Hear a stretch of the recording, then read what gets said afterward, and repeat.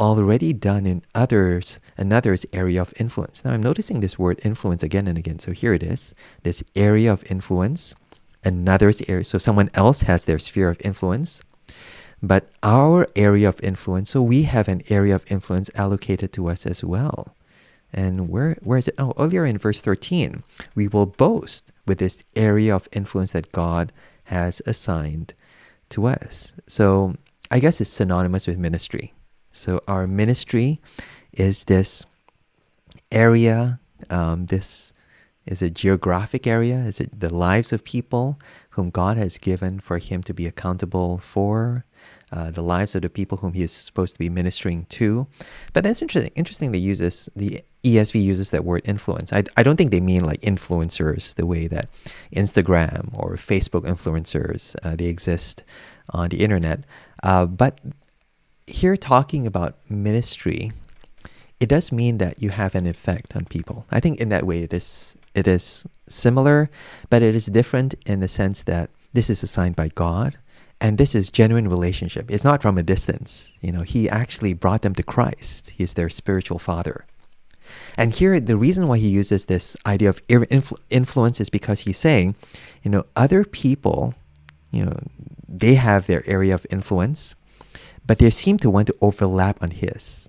So they're trying to build their reputation off the work that Paul has done. I think that's what he's trying to say. So that's why we do not boast in the labor of others. He says, this is stuff that we did. We're not trying to steal someone else's sheep. We're not trying to say that we did this when actually someone else did this, because, we don't want to do that. There's a kind of integrity of him building upon the work that God has given him and not trying to, find the quick way out by leveraging on something that someone else did. But he says that this area of influence can grow as well. He says, but our hope is that as your faith increases, our area of influence among you may be greatly enlarged. So as you grow, so our ministry will grow as well. What does that mean? Does it mean that their love for him should grow, their relationship? That could be. So I think it's gone the other way. As they've grown in their knowledge of God, they've come to read the Bible more, and some of them have become leaders in a sense. They started teaching the Bible. Their love for Paul has grown cold. He says it should grow more, but actually it's grown less. So that could be one area. I think that's the main thing. It could also be talking about mission. He's probably hinting at the fact that, you should be reaching others with this gospel of Christ. Instead, you seem to be alienating your own brothers and sisters within your church. You're alienating me. And he says, therefore, you're being ineffective in the gospel. You should be growing in this mission, and therefore through you, our ministry should be growing and greatly enlarged. And hence, the idea of preaching the gospel, so that we may preach the gospel in lands beyond you. And here it could be talking about that kind of support. The idea is we've planted this church, and by now we should be able to move on to plant other churches in other lands. He doesn't want to just, go to somewhere else where someone else is already doing ministry. He wants to go to somewhere that hasn't heard the gospel. And he's hoping that you would share that vision as well, he's saying to the Corinthians. But I guess it hasn't happened. And that's why he's saying it's kind of a shame.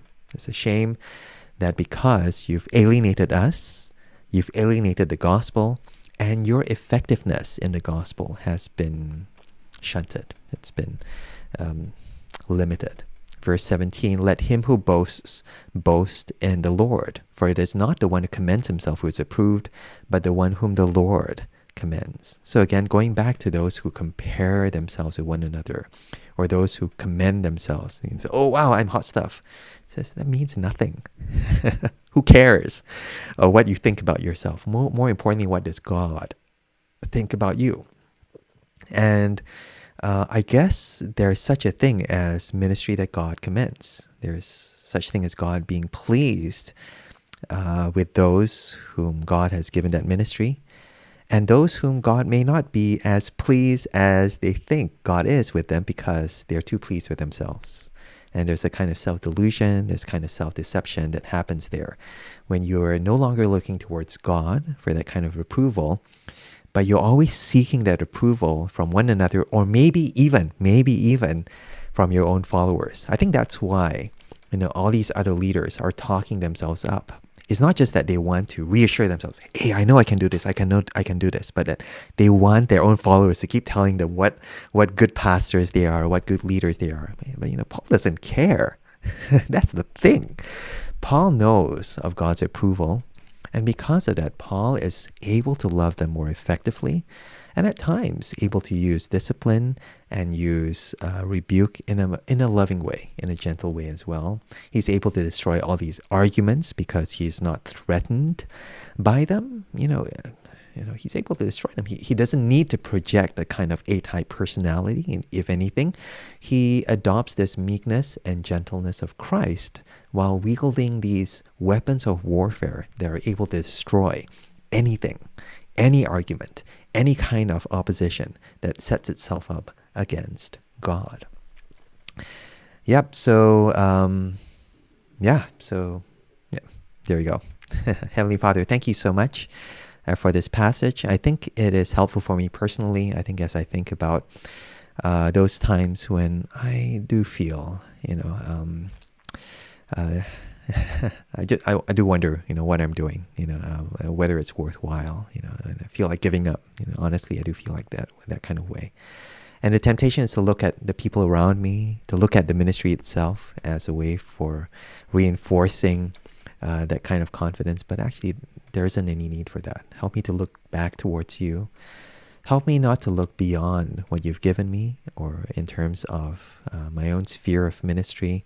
Help me to always adopt that position of meekness and weakness. Help me never to be like these enemies of Paul, who are so self-deluded, who are always insecure and looking for approval for one another, and therefore having to denigrate others in order to feel good about themselves.